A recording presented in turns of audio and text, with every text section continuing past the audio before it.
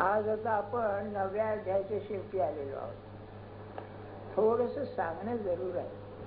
अध्याय मागून अध्याय चाललेले आहे, त्याच्यामध्ये काही क्रम आहे का नाही? हो, साधं बघा, आपण जो प्रश्न होता तो सोडवण्याकरता गीता सांगितलं.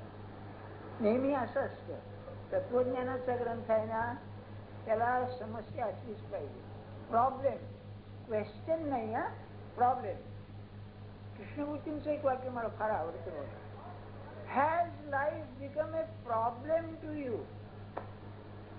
एक गंमत बघा, आता ह्या ऍडमिशनची गडबड झाली आहे ना, तेव्हा पुष्कळ 85, 88, 90 असे मार्क, आणि साध्या कॉलेजमध्ये त्याला ऍडमिशन मिळत नाही पाहिजे तशी, बरं का? पोरगा शहाणा, पोरगा काय म्हणाला, सर म्हणला मिळाली ऍडमिशन. पुढे BA झाल्यानंतर काय म्हणलं, BSc झाल्यानंतर काय पुढे? तर मी त्याला काय म्हटलं, याचा अर्थ असा, जसं पिल्ल होत जातात तसं म्हणलं या प्रॉब्लेम मधून तो, त्या प्रॉब्लेम मधून तो, अशी म्हणलं जीवनाची समस्या कधी येते का? नाही. आणि संतांच्या ग्रंथामध्ये हे आहे, समस्या येते ही फार अप्रतिमरित्या भगवद्गीतेत दाखवलेली आहे. अर्जुन लढायला म्हणून आला. आपण विचार करा, मानसिक दृष्ट्या अर्जुनाची जी अवस्था होती ना, फार घेण्यासारखी आहे. एक आंधळे पण तरी पाहिजे, भीमासारखं. तो आहे ना, तो यांचा सेनापतीच होता. आणि ज्ञानेश्वर महाराजांनी तो शब्द वापरला, मी आपल्याला आठवते ना, भीमसेनू बेथू. बेथू म्हणजे बच्च डोक्याचा, वरचा मजला खालीच हो त्याचा, त्याला भानगडच नाही. तुम्हाला माहिती आहे ना, खरं असो खोटं असो, त्या द्रौपदीने त्या याला मारला, सैरंध्रीच नाही का द्रौपदीने, कीचकाला. अर्जुनाला मारायला नाही सांगितलं, भीमाला सांगितलं त्याला मार म्हणून. अंधारामध्ये उचलून त्याला हा पटल्यानं टाळक फोडले ते. अर्जुन म्हणाला असतं, कसं करावं, काय करावं आपण, हे काम निराळ आहे. असला मनुष्य परमार्थामध्ये उपयोगी जास्त, पण तो बेवकूफ असतं कामाचं नाही. भोळा म्हणजे बेवकूफ नव्हे, असा कल्याण स्वामी सारखा. म्हणजे कसा, एक विचार करा, तो अंबाजी मूळचा, त्याचा बाप वारला होता. तेव्हा त्या काळच्या पद्धतीप्रमाणे हा आणि त्याचा भाऊ, कल्याण स्वामी म्हणजे अंबाजी, त्याचा भाऊ मामाकडे येऊन राहिले. पूर्वी असं असेल, बहिणीला सांभाळीत असेल. तेव्हा समर्थ काय म्हणाले, त्यांनी रांगोळी गिंगोळी घातल्या, पाठ मांडले, सगळे जेवायला, हा मुलगा आम्हाला द्या. तेव्हा मामाला विचारून, पोषणं कठीण असतं जन्मभर, बरं झालं मागचं साधू तर देऊ टाका म्हणाले. बरं, तेव्हा त्याला आणल्या. बरं, हा चतुर असलाच पाहिजे, त्याशिवाय काम निमित्त बरोबर करीत नव्हता. आणि मग एका विहिरीवरती झाडाची फांदी आलेली, तसं म्हणलं, अरे तोड बांधली. कशी तोडू म्हणाला, तर म्हणलं झाडाकडे तोड कर आणि फांदी तोड. म्हणजे फांदी तुटली की विहिरीत पडणार की नाही. हा तर एवढी अक्कल त्याला होती की नाही सांगा, की मग हे तोडल्यानंतर मी पडणार. पण निश्चय मोक्ष असा, यांनी सांगितलंय ना, तोडा. तोडा म्हणल्यानंतर त्यांनी तोडली, ते हा पडला खाली विहिरीमध्ये. अरे सगळे लोक म्हणाले, हा साधू काय आणि हा पोरगा काय, काय रे म्हणलं, कसं काय, कल्याण म्हणाला. तेव्हापासून तो कल्याण झाला. अशी बुद्धी पाहिजे. म्हणून सांगितलं, बेवकूफ हा शब्द छान आहे. बे अक्कल नव्हे, बेवकूफ, तुझं वकूफच नाही हो, असा सांगण्यात हेतू माझा असा आहे आपल्याला. तेव्हा अर्जुन फार संवेदनशील होता, व्हेरी सेन्सिटिव्ह टू लाईफ. हो, असं समजू नका आपण 18 अध्याय 20 सांगितले अर्जुनाला, काय धर्मराज कमी नीतिमान हा होता का, पण इतकी संवेदनशील तर त्याच्या अंगी नव्हती. ते नकुल सहदेव आपले ठीक आहे, मायनर गोष्टी आपल्या. मेजर तिघच होते, अर्जुन, भीम आणि युधिष्ठिर. तेव्हा प्रसंग असा आला, सगळी तयारी झाली, तुमच्या बाजूला कोण, आमच्या बाजूला कोण, शेवटपर्यंत आले. पण काय असतं, नेहमी प्रसंग प्रत्यक्ष आल्यानंतर आधी प्रसंग येणारे माहीत असून सुद्धा मनाची जी स्थिरता असते, ती स्थिरता टिकणं फार कठीण गोष्ट आहे. अरे जरा कुठलं ऑपरेशन मायनर करायचं झालं, दाढ काढायची समजा, जास्त कशाला मोठं, तर गेल्यानंतर ते खुर्चीमध्ये बसताना हातपायच पडतात माणसाचे. काय ते दाढ काढण्याचं इंजेक्शन देतात ते कळत सुद्धा नाही म्हणतात. हा, चुकीची दाढ काढली तर गोष्टी मिळाली, हो, परत घाबरायला हरकत नाही. पण तसा प्रसंग खरंच गीता रचणाऱ्याचं काय जीवनाचं ज्ञान असलं पाहिजे.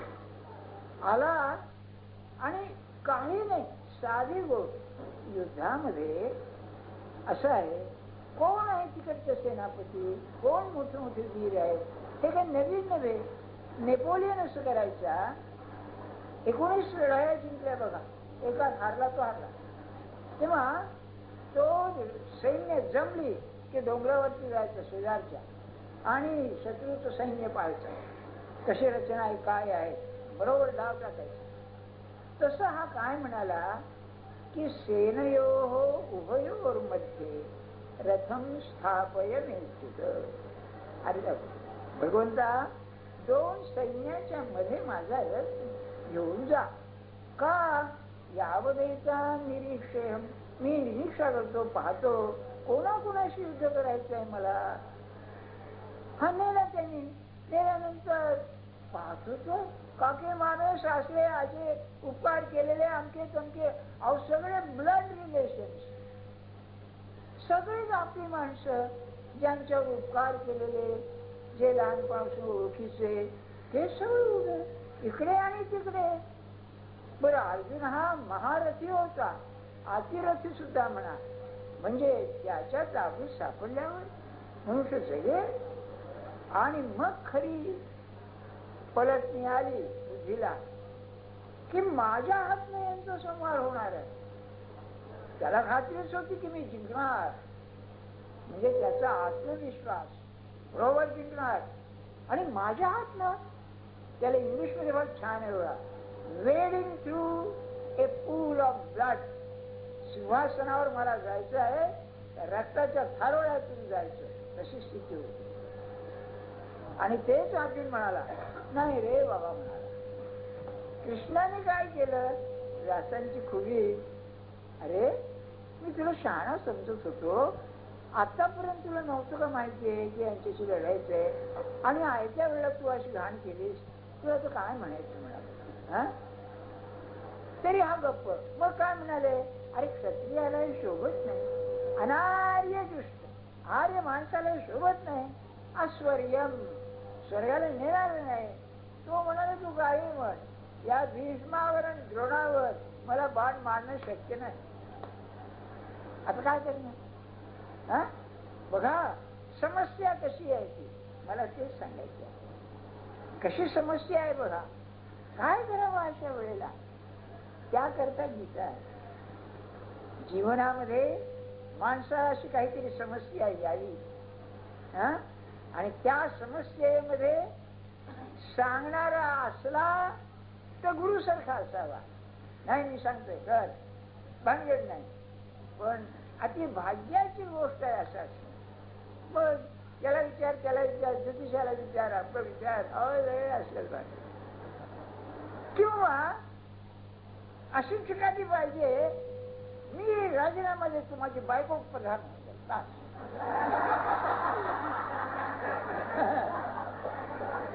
नाही का, हे तरी पाहिजे. वर्तमानपत्रामध्ये ललू तमाशा म्हणून आले, काय सांगा नाही का. आणि नाव काय, रबडी बाई म्हणलं. म्हणजे रबडी ते विकतात ना, ते काय दुधात सांगण्यात हेतू काय? समस्या. आता गंमत अशी, समस्या व्हायला काय लागतं? समस्या व्हायला जीवनाकडे थोडस वेगळेपणाने पाहावं लागतं. एक हिशोब काढा, माझ्या वासना किती, आतापर्यंत किती तृप्त झाल्या, त्या पुढच्या तृप्त होणं शक्य आहे का? माझं आयुष्य आहे का तितकं? मला साधन आहेत का? म्हणजे आपल्या ज्या समस्या आहेत त्या समस्या सेंट्रलाइज कराव्या, मध्यवर्ती कराव्या, आपल्या जीवनात मध्यवर्ती कराव्या, आणि मग त्यातून मार्ग निघतो का बघावा. मी जे आपल्याला सांगतोय सगळ्यात उत्तम मार्ग कोणाच तरी ऐकायला शिकावं. त्याचं कारण हे आहे, मनुष्याच्या मनाला संशय जात नाही हो. करावं, हे करावं वाटतंय, करावं, बरं वाटतंय, अरे पण काय होणार आहे कोणाचं? मग अनुभवी माणसाचं, त्याला न्यायशास्त्राने आप्त असं म्हटलेलं आहे. आप्त कोण? मराठीत अर्थ जाऊया, पण जो तज्ञ आहे, जाणता आहे, नुसतं जाणता नाही, अनुभवी आहे. आणि तिसरी गोष्ट, आपल्याविषयी ज्याची कल्याण बुद्धी आहे त्याचं ऐकावं. त्याशिवाय मार्ग नाही हो. हे करू का ते करू? मग अर्जुनाची जी समस्या आहे ती जीवनाची समस्या. कृष्णमूर्तींचं म्हणणं फार बरोबर आहे की तुम्हाला जीवन हे समस्या बनलंय का? नुसतं आपलं आपण म्हणतो ना, भरल्या पोटावरचा परमार, मी त्याला इझी चेअर परमार्थ म्हणतो. खाणं पिणं झालंय, चाललंय, तंबाखू खातात पडल्या, मग म्हणले भगवद्गीतेचा विचार कर असं. तेव्हा प्रश्न तिथून आहे. सोडवायला सुंदर उपाय सार्वजनिक कर्माचा. कर्म भूमी आहे, कर्मातूनच समस्या निर्माण होते. हे करू ते करू, ते करू ते करू, मग त्याच्यातून जर ती निर्माण झाली. अहो अलीकडे असं दिसतं, अलीकडे नोकऱ्या बदलण्याचं एक तंत्र निघालं. मग तिकडे पगार जास्त मिळतोय, तिथे सोयी आहेत, आमकाय तमकाय, काय आजार बांधले असतात, मग हे घेऊ का ते घेऊ. अरे पण बाकीच्या गोष्टी, तिथलं वातावरण कसं आहे? तुम्हाला पगार देतात पण मरे तो काम करून घेतात. तुम्हाला बाकी काही करता येत नाही. 40, 45, 50 वर्षापर्यंत कराल, पुढे तुमची शक्ती राहील का? काय तुमचा प्रपंच होईल का? कोणी सर्वांगीण विचारच करू शकत नाही, करीत नाही. आजचा फायदा पाहतो नाही का? मला पुढे काय करायचंय जीवनात? तुम्हाला एक मुलगी घ्या, पण तुला गृहिणी व्हायचं आहे का तुला आपली श्रीमंत बाई व्हायच्या घरात? मग मुलांचं काही कमी ना. एक चांगल्या लेखकाची सून मला भेटली, ते सेतू माधव पगडी होते ना, मोठा मनुष्य, इतिहासकार. तिच्या मुली ही नोकरी जाणार, मुली कॉलेजात जाणार, तर त्या काय म्हणायच्या, आई तू आमच्या वाटेला कधी येतच नाहीस. बरं रविवार शनिवार मुलं कामं असतात कितीतरी, कसं जीवन आहे बघा. म्हणजे जीवन मी का जगतो, याला काहीतरी एक गमक पाहिजे ना. तर ही जी समस्या आहे, या समस्येतून गीतेचा जन्म आहे. म्हणून गीता ही इतकी लोकप्रिय आहे. तुम्हाला आश्चर्य वाटेल, माहिती नसलं तर सांगतो. ईशरवूड म्हणून एक अमेरिकन कवी वारला तो, त्याने भगवद्गीतेचं भाषांतर केलं इंग्रजी. आणि या मोठ्या लढाईमध्ये, दुसऱ्या महायुद्धामध्ये, ज्या वेळेला जर्मनीची आणि इटलीची, मुसोलिनी, हिटलर यांचा धडका आला युरोपवर, अहो संबंधी युरोप घशात घालायची पाळी आली, तेव्हा अलायन्स म्हणून जे होते, आयसेनहॉवर त्यांचा सेनापती आणि यांचा मॉन्टगोमेरी ब्रिटनचा, हे दोघे अलायन्स. तेव्हा रूझवेल्ट अध्यक्ष होता, त्याने काय केलं, मॉन्टगोमेरीची तार गेली रूझवेल्टला, किंवा यांचं जे नीती धैर्य आहे, मोराल असं म्हणतात, ते कमी होऊ लागलंय, कारण जिकडे तिकडे त्याचा विजय. तेव्हा त्यांनी काय सुचवलं, ईशरवूडचं इंग्रजी भाषांतर या सैनिकांना वाटा. आश्चर्य नाही का? त्याचं कारण काय, युद्ध जिंकावं हे खरं, ते परमार्थ बिरमार्थ नाही. पण तू काय म्हणे, अर्जुन जो लढायला तयार नव्हता त्याने लढायला बनवला त्याला, तसं म्हणलं तर फायदा होईल. बघा मग गीतेचं काम काय आहे, जी समस्या आहे ती समस्या सुटो वगैरे न सुटो, जीवनाला ध्येयपणाने तोंड देणं ही गीतेची समज. किती छान आहे. गीता कधीही जीवनापासून बाजूला हटत नाही. जीवन प्रत्यक्ष पाहिजे. तुम्हाला माहिती आहे ना, समजा पंढरपूर इथून एक 50 मैल आहे. सगळं वर्णन आहे, असं आहे, वारी आहे, आमका आहे, तुमका आहे, पांडुरंग आहे, हेव आहे, तेव्हा आहे. अरे पण घरचा बाहेरच जर पडला नाही तर पंढरपूरला जाईल का? तर या सगळ्या माहितीपेक्षा एक पाऊल टाकलं तर ते कमी होईल ना. हे गीतेचं म्हणणं आहे की जीवनातल्या समस्या सोडवण्याकरता काहीतरी सुरुवात करा. ती समस्या काहीच असे ना. तुम्हाला माहिती आहे, विद्यार्थ्यांचं मुलगा परीक्षा आली, 3 महिने आहेत, रोज 5 तास अभ्यास केला पाहिजे. आणि पहिल्याच दिवशी जाऊ दे एवढ्या लवकर कोण उठतंय म्हणून गजर बंद करून दिसतो ना, त्यापेक्षा ते प्लॅनिंग सगळं करण्यापेक्षा रोज एवढा तास, हा तेवढ्या तास रोज 15 मिनिटं वाचलं तर काय आहे मला सांगा. कसं आहे हे जीवन.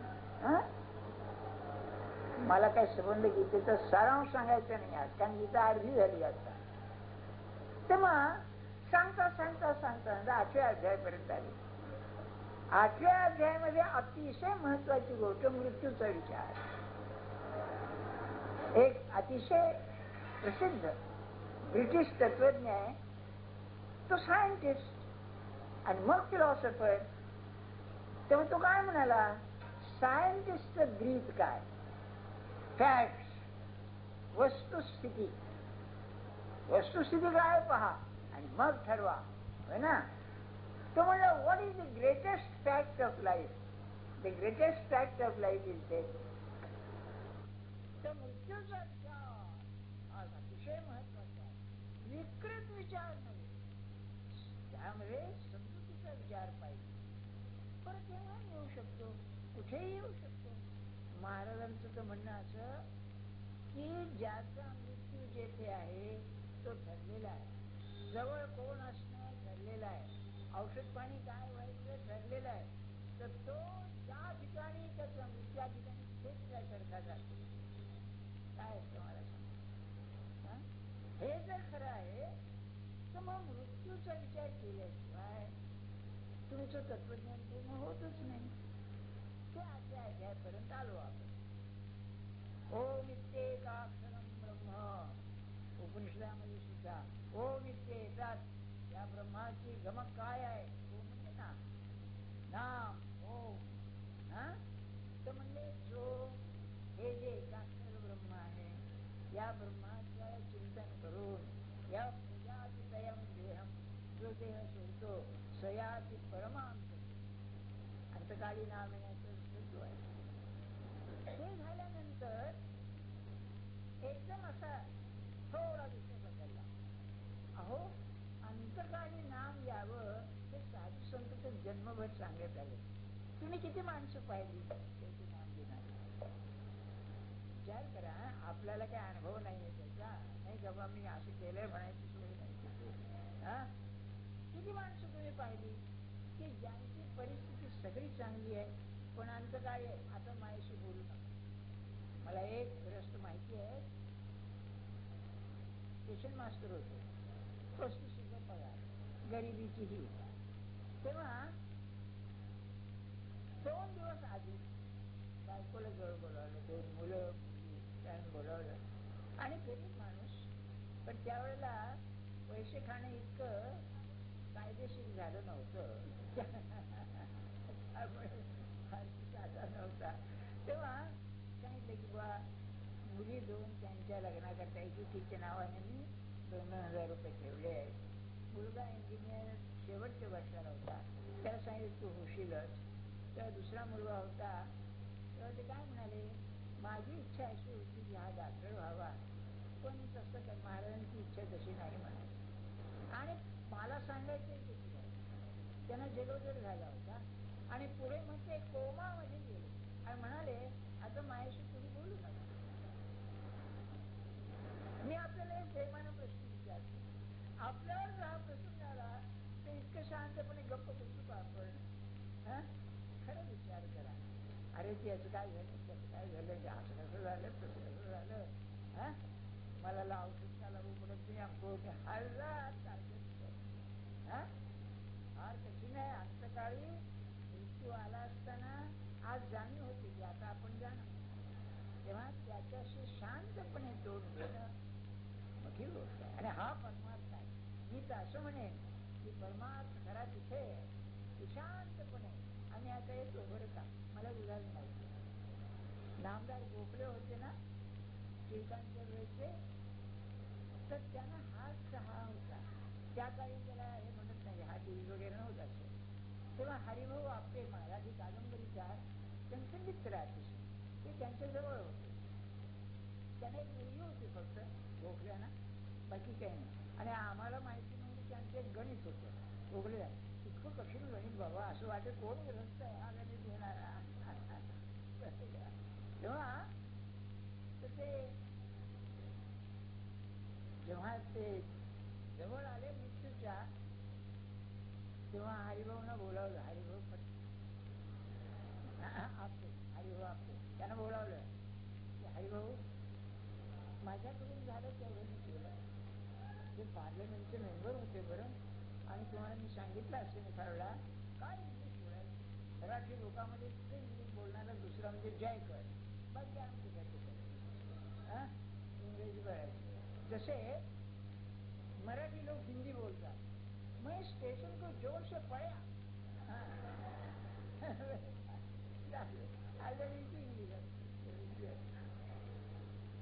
सहज एक गोष्ट आठवली म्हणून सांगतो, झालेली हा हे काही ऐकली नाही. काय झालं, फर्ग्युसन कॉलेजमध्ये जुनी गोष्ट आहे, जुन्या पिढीतले लोक ते, आम्ही विद्यार्थीच होतो त्यावेळेला. तेव्हा एक संस्कृतचे प्रोफेसर इंग्लिशमधून शिकवायचे सगळं लिटररी आर्ट्सला. तेव्हा या समुद्र मंथनाचा विषय आला. तो मैनाक पर्वत मध्ये तो वासुकी बांधला आणि मग घुसळायला लागले, नाही का. तर त्यांनी सांगितलं की तो पर्वत असं मध्ये आणला, ते सरपंच वास होता, आणि त्यांना काही घुसळण्याला शब्द आठवे ना, त्याला चर्न असा शब्द आहे इंग्लिशमध्ये बरं का. आणि मग म्हणाले they began to असं करायला लागले. असं आपलं इंग्लिश तसं नव्हतं. लॉर्ड कर्जन व्हायचा होता, हा प्राईम मिनिस्टर व्हायचा खरा, पण तो हा लॉर्ड ॲस्क्विथ झाला, अतिशय बुद्धिमान, हा विद्वान. तर तो यांच्या व्याख्यानाला येऊन बसायचा. सरकारवर टीका करायचे, बजेटवर, ह्याच्यावर. तो गोखल्यांचं व्याख्यान म्हणजे येऊन बसायचं लोकसभा असेंब्लीमध्ये. हे काय तेव्हा म्हणाले माझ्याकडून होईल तेवढं केलं, आता काय म्हणजे ईश्वराची इच्छा असते ती खरी. आणि थांबले. हरिभाऊ येतो आता असं म्हणून प्राण सोडला. बघा आपण ही मोठी गोष्ट आहे खरी, या माणसाचं काम आहे. सांगण्यात येईल तुम्हाला असा, तर हे कठीणच आहे. ते कसं साधेल हे नव्या अध्यायात सांगते. मृत्यूची तयारी म्हणून नव्या अध्यायात ठीक आहे. लॉजिकल म्हणजे तर्कशास्त्राची नाही कसं आहे का माझी काय. मग ते सांगताना मुख्य गोष्ट त्यांनी दोन सांगितली. एक असं म्हणाले की तू ज्या अवस्थेत आहे त्या अवस्थेमध्ये सगळं तात्पुरतं आहे. अशाश्वत म्हणजे काय, अनित्य शब्द वापरला आहे. अशाश्वत सुद्धा नाही, अशाश्वत शब्दाचा अर्थ म्हणजे उद्या, जे उद्यापर्यंत येत नाही ते अशाश्वत. शाश्वत स्थितीत नाही. इंग्लिशमध्ये त्याचा अर्थ असा आहे इतर असा शाश्वत याचा तसंच पण दृश्य. म्हणून शाश्वत शब्द लावले अनित्य आणि नित्य. नित्याचा अर्थ असा त्याला कोणी घट नाही, वाद नाही, आहे तसं. म्हणून नित्यानित्य गेले. तेव्हा अनित्यम इदम सुखम, आणि ते सुद्धा असुखम म्हटलेलं आहे. तू ज्या कल्पनेने जगात वावरतोस ते सुखीचे नाही आहे. तिथे तुला हे आहे भ्रमनिरास, जे पाहिजे ते मिळालं, पण ते अपूर्ण असल्यामुळे सगळं मिळून पुन्हा काही नाही अशी माणसाची अवस्था. राज्यपद जरी मिळालं तरी त्याच्या कटकटी इतक्या असतात की बोलायची सोय. आपण आपल्याला माहितीच आहे. आणि ही लाईफ दॅट वेअर्स ही द्वेष करणारी माणसं किती, आपलं अहित चिंतणारी किती, काय सांगायचं आपल्याला. सगळं चौथी घाण.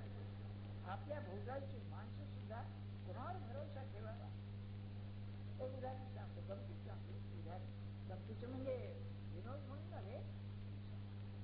जेव्हा माधवराव, थोरले माधवराव अंतकाळ आला त्यांचा, तेव्हा दादासाहेब होते. दादासाहेब यांनी धाकट्या दुसऱ्या बाजीरावचे वडील आनंदीबाईची योजना, तेव्हा त्यांना त्यांनी जवळ बोलवलं. काय होतं, दादासाहेब हा राजकारणी पुरुष, मुस्काचा मनुष्य, अतिशय चपळ आणि धैर्याचा. त्याने आपल्यावरती लिहिलेला केसांचं एकच होतं, कन्स्ट्रक्टिव्ह काही नुसती तीन गेले लिहिते मराठ्यांचे इतिहास होतच आहे. तेव्हा त्यांना त्यांचं ते निजामाची कार्यक्रम चालू होत पाहिजे. तेव्हा माधवरावांनी त्यांना बोलावलं की मी आता जातो, आपला स्वभाव थोडा बाजूला केला आणि हा नारायण आहे, हा हूड आहे नारायणराव. तेव्हा याला त्याला योग्य तो सल्ला द्या म्हणून त्यांनी काय बरं म्हणलेलं आहे. पुढे माधवराव वाढले तर हा नारायणराव गोपीराव पुन्हा नारायणरावला काय सांगितलं की बघ दादासाहेब बेभरोसा त्यांचं तर सगळं ऐकत जाऊ बरं. अलीकडे ऍडव्हायसेस नसतात तुम्ही वेगवेगळे सगळं ऐकत जाऊ. बरं हा याच्यात नाही त्याला राजकारण करायचं. तो एक दिवशी दादासाहेब म्हणाला आम्ही तुमचं काय ऐकणार नाही, आम्हाला सांगितलं बरं म्हणाले. त्यांनी आम्ही काढून घेतला नाही का. तरी मग काय झालं माझ्या म्हणण्यात काय आपल्याला हेतू असा आहे की माणसाचं जीवन त्यामध्ये ज्या समस्या निर्माण होतात त्या समस्या तीन गोष्टीतून येतात. पहिले जर असेल तर परिस्थिती एन्व्हायरमेंट. मी तुम्हाला समाजशास्त्र सांगतोय बरं, दुसऱ्या दुसरे जाऊया. समाजशास्त्र एन्व्हायरमेंटच्या मध्ये जगू शकत नाही. काय जसं वातावरण असेल परिस्थिती असेल तसा मुक्ती. हो, ज्या घरात तुम्ही वाढला, ज्या धर्मात वाढला, ज्या राजकीय परिस्थितीत वाढला, दुसरं असेल तर तुमची कॅरेक्टर म्हणजे तुमची वागणूक वर्तन स्थिती तुम्ही वागता कसं त्यावर. आणि तिसरं असेल स्थान काय याचे एक आकर्षण झालं तुम्हाला छान. डॉक्टर राधाकृष्ण होते ना, राष्ट्रपती झाले. अहो तेवढा मोठा मोठी सगळा तंत्रज्ञ म्हणून मिळवला. तेव्हा ते मॅट्रिक परीक्षा झाल्यानंतर मामाकडे गेले. मामाकडे गेले तेव्हा तिथे सायन्सची पुस्तके ती पाहिली. यांना वाटतं आपण आपली सायन्सची आहे PhD. त्याच्याबरोबर मामा काहीतरी तत्वज्ञानाची सुरुवात ती पाहिली म्हणजे त्याच्यावर ते बरे. आणि पुढे ते तत्वज्ञान विषय घेतला. एका ख्रिश्चन कॉलेजमध्ये होते, त्या प्रिन्सिपलला आवडले आणि पहिल्यांदा तिथे नीतीशास्त्राचे प्रोफेसर. पण आता कुठल्या नीतीशास्त्र प्रोफेसर होतात. पुढे कलकत्त्याला गेले. रवींद्रनाथांचा एक ग्रंथ लिहिला, फिलॉसॉफी ऑफ रवींद्रनाथ टागोर. आणि ते अनंत सगळं ताण तिथे त्यांच्या नावाचे व्हाईस चान्सलर होते. तो बरोबर दुकानाला तिथून काढणारा तरी यांना 3 जॉब उत्कर्ष म्हणजे काय तुम्हाला माहिती. काय संधी मिळेल कोण तुम्हाला संधी मिळेल. या 3 गोष्टींनी मानवी जीवन बनलेलं. तुम्हाला जर डोक्याला ताप येईल नाही ऐकूचे हा परिस्थिती तुमची कॅरेक्टर आणि चान्स हे 3 मिळून वस्त्र जीवनाची.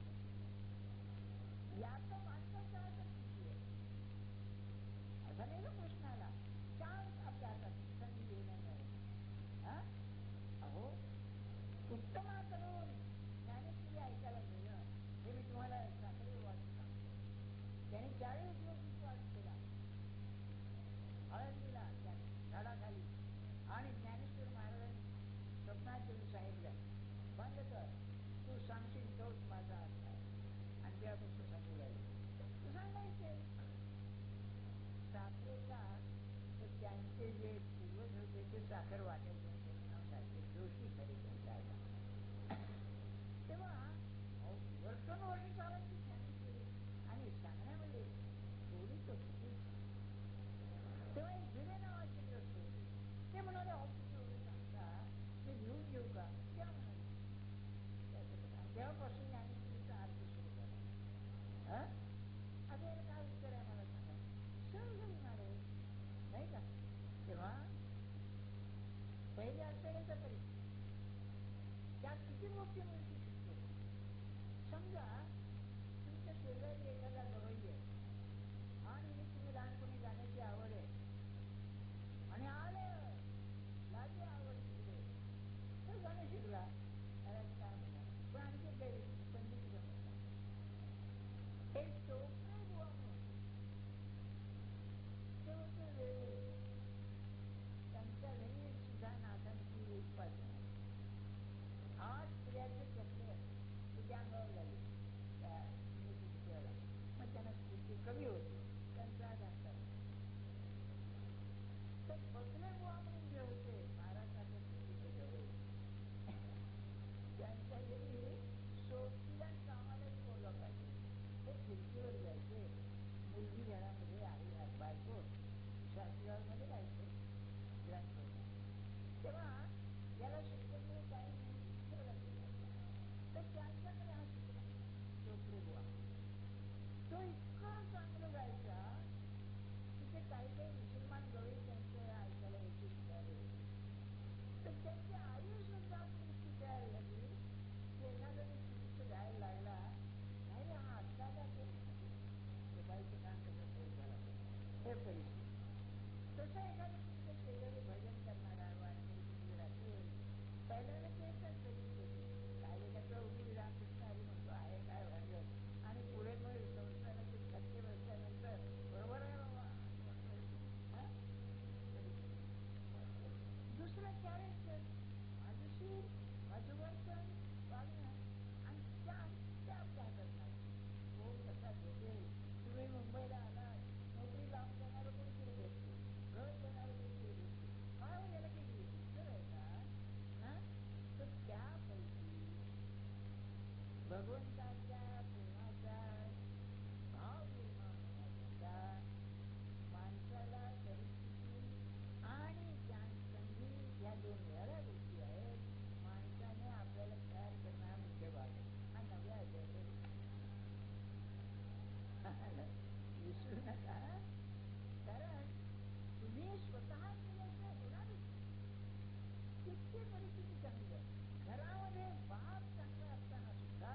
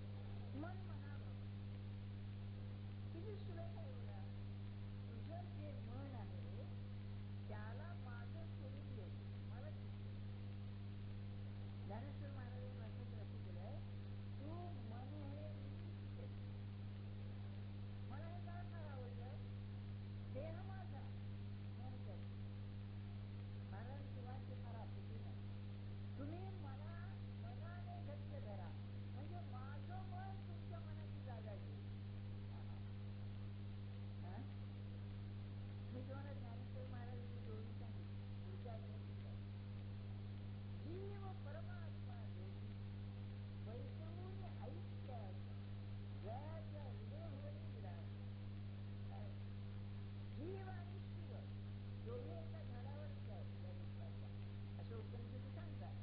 असं जर आहे तर मला जाणीव नाही आहे त्या परमात्म्याची, की जाणीव ठेवून वागणं म्हणजे मला हे शिकतो. त्याला उपाय काय आहे? रात्रंदिवस मला एक आठवतं, ते बिर्ला होते ना, मोठे बिर्ला, घनश्यामदास, त्याने त्यांच्या घराण्याला एवढं मोठं केलं. ते मला म्हणाले, आम्ही रात्रंदिवस पैशाचा विचार करतो, तेव्हा पैसा मिळवण्याचे नवीन नवीन मार्ग शोधतात. ते म्हणे हे मी शिकवतो. आणि पैशाचं प्रेम कसं असतं, तुम्हाला त्या लहान मुलाचं उदाहरण सांगितलं आठवतं ना, ते रडत होतं, माझी आई बेजार झाली रडून, ऐकली ना, तर महाराज म्हणजे 2 नाणी आणि त्याचे कानच वाजून झाले. कोण थांबलं रडायचं, की आज संस्कार असेल मला सांगा, नाही का? एक विनोद आहे आपला. एक गाढव आहे म्हणाले, त्या गाढवाच्या समोर 2 भांडं दारूची भरली आणि 1 भांडं पाण्याने भरले. तर गाढव मोठं पाणी हे दिलं ते तर विचारणारी त्यांनी जो म्हणतो खरा व्यवहारी आहे तो दारू आणि जो गाढव आहे तो पाणी. म्हणजे त्याला खरी त्याची लक्षण माहिती आहे, कुमारी हे जर ना, हे जसं आहे तसं माणसाच्या जीवनामध्ये माणसाला जर सुख पाहिजे असेल तर जिथे समाधान आहे त्यालाच लक्ष द्यायचं. अरविंदांचं एक वाक्य आहे, समर्थांची एवढी कशी आहे म्हणून सांगतो आपल्याला. मनुष्य इतकी खटपट करतो, का सुखी होत नाही? ते म्हणाले, ते तत्वज्ञानी, ते महातत्वज्ञानी, जगामध्ये एवढा जो कारभार चालला आहे तो त्या शक्तीने चाललेला आहे, त्या शक्तीला हा वश करून घेत नाही, म्हणून म्हणजे बात घडायची. समर्थांची एवढी कष्ट ते म्हणाले, आहे तुझे देवास ऐसे वचने निश्चय, मूळ तुझे उद्योगाचे दुःख नाहीच, मग त्याचं मूळ निपटलं जाते. दुःख राहील कशाला? तू करशील ते, तू देशील ते. हे आहे सांगण्याचं म्हणजे सुद्धा आपल्याला, की मनुष्याचं मन हे नीच करी तेवढा अवघड. परमात्मा आनंदमय समाधान रूप आहे आणि नामस्मरणाचा अर्थ हाच आहे. आपल्यामध्ये जे सात्विक तत्व आहे, ग्रह आहे, देहाच्या पलीकडे आहे, तिथे नामाची जोड लागली तर पडलाय तुमचा काय इतकी अवस्था येते की देह दुःख भोगीत असल्याने बघता हा म्हणजे मी आनंदाचे दुःखाची अवस्था सांगण्याचे सुद्धा आपल्याला मन हे नीच. पुढे म्हणाले, माझ्या भजनी प्रेम हट भक्त हा भजयाचा अर्थ सेवा आहे. भजते वाया, सेवा म्हणजे काय? त्याला जे पाहिजे ते करण्याचं नाव सेवा. आणि मानसशास्त्र असे जण, जर माणूस खरा खरा सेवक झाला तर त्याच्या मनात काय आपोआप घडत आहे. हे असं झालं,